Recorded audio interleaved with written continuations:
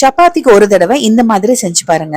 பெரிய வெங்காயமும் முட்டையும் சேர்த்து பண்ற இந்த மசாலா ரொம்ப ஈஸியா பண்ணிடலாம். நல்லாவும் இருந்துச்சுங்க. சப்பாத்திக்கு மட்டும் இல்ல, பூரிக்கும் நான்கு கூட நல்லாவே சூட் ஆகுங்க. நான் இன்னைக்கு 5 முட்டை குக்கர்ல வேக வைக்கிறேன். நீங்க சட்டியிலே கூட வேக வச்சுக்கலாம். சும்மா 2 டம்ளர் தண்ணி ஊத்தி மூடி வச்சு ஒரே ஒரு விசில் விட்டீங்க அப்படின்னா நல்லா வெந்துருங்க. நான் எப்பவுமே முட்டை இப்படிதான் வேக வைக்கிறேன். நீங்க எப்படி உங்களுக்கு விருப்பமோ அப்படி வேக வச்சுக்கோங்க. இதுக்கு 6 பெரிய வெங்காயம் எடுத்திருக்கேன். இந்த மசாலாக்கான பேஸே பாத்தீங்கன்னா வெங்காயம் தான். வேற எந்த இதுவும் நம்ம அரைச்சு ஊத்த போறது இல்லையா, அதனால 6 வேணும். ஒரு பெரிய வெங்காயம், 2 பச்சை மிளகாய் எடுத்திருக்கேன். வெங்காயத்தை நல்லா நீள நீளமா வெட்டிக்கலாங்க. இந்த மாதிரி தனித்தனியா இருக்க மாதிரி உதுத்து விட்டுக்கோங்க. இந்த டைம்ல நமக்கு முட்டை வெந்துருச்சு. கொஞ்சம் ஆறுனதுக்கு அப்புறமா உரிச்சுக்கலாம். நல்ல ஒரு அடிகனமான கடாய் எடுத்துட்டு ஒரு 5 ஸ்பூன் அளவுக்கு கடலை எண்ணெய் எடுத்துக்கோங்க. இல்லைன்னா சன்ஃபிளவர் ஆயில் கூட எடுத்துக்கலாம். எண்ணெய் நல்லா சூடானதுக்கு அப்புறமா நான் வெட்டி வச்சிருக்க பெரிய வெங்காயத்தை உள்ள சேர்த்திருக்கேங்க. இது பாத்தீங்கன்னா நல்லா வதங்கணும். இந்த வெங்காயம் கலர் மாதிரி வதங்கணும். இந்த வெங்காயம் தான் இதுக்கு மெயின் டேஸ்டே. அதனால நல்லா வதக்கிக்கோங்க. அடிகனமான இரும்பு கடாய் எடுத்திருந்தீங்க அப்படின்னா நல்லா கொஞ்சம் மீடியம் ஃப்ளேம்லயே வச்சு அப்பப்போ கலந்து விட்டுட்டு வதக்கிக்கலாம். லேசா இருக்கிற கடாயா இருந்தா சிம்ல வச்சு வதக்கணும். அது ரொம்ப நேரம் ஆகுங்க. இப்ப கூடவே நான் அந்த 2 பச்சை மிளகாவும் சேர்த்தாச்சு. அவசரப்பட்டு அடுத்த ப்ராசஸ் பண்ணா டேஸ்ட் கிடைக்காது. இப்ப பாருங்களேன், வெங்காயம் நல்லா ப்ரௌனா மாறிடுச்சு. இதுக்கு கொஞ்சம் டைம் எடுக்கதான் செய்யுங்க வதங்கி வர்றதுக்கு இந்த கலருக்கு.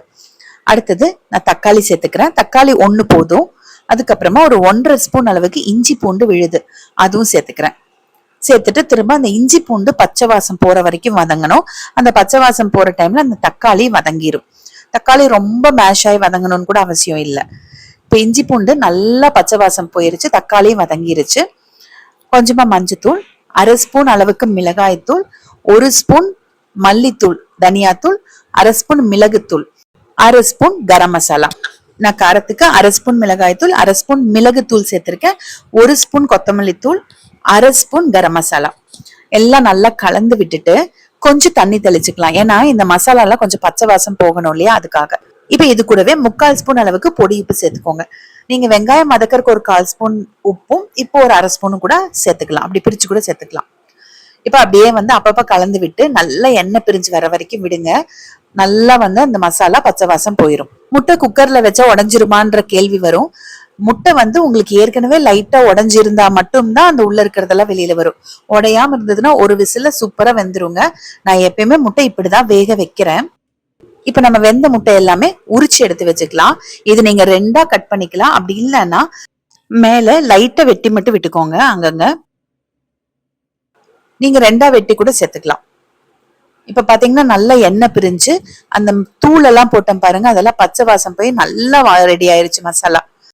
இந்த ஸ்டேஜ்ல நம்ம எடுத்து வச்சிருந்த முட்டையை உள்ள சேர்த்துக்கலாம். முட்டை நீங்க தனியா 1 ஸ்பூன் எண்ணெய் ஊத்தி கொஞ்சம் ஃப்ரை பண்ணிட்டு அப்புறம் கூட சேர்க்கலாம்.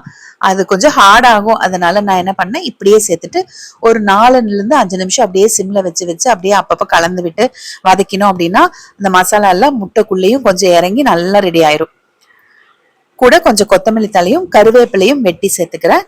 நிறைய பேர் சாப்பிடுறதுக்கு இந்த மாதிரி மெத்தட்ல பண்ணா நமக்கு பத்தாது. ஒரு 3 பேர் 4 பேர்னா ஓகே. இன்னைக்கு நான் செஞ்சது எங்க 3 பேருக்கு அளவாதான் இருந்துச்சு. நீங்க எக் குட்டி குட்டியா கட் பண்ணி உள்ள போட்டு மிக்ஸ் பண்ணிருந்தீங்கன்னா சப்பாத்திக்குள்ள வச்சு ரோல் பண்ணியும் நீங்க சாப்பிடலாம். உங்களுக்கு இந்த மாதிரி முழுசா முட்டை வேண்டாம் அப்படின்னா இன்னொரு வானலியில முட்டை உடைச்சு ஊத்தி கொஞ்சம் பொடி மாஸ் மாதிரி பண்ணிட்டு அதுக்கப்புறமா இது கூட சேர்த்து மிக்ஸ் பண்ணிட்டீங்கன்னா கூட அது ஒரு டேஸ்ட் நல்லா இருக்குங்க.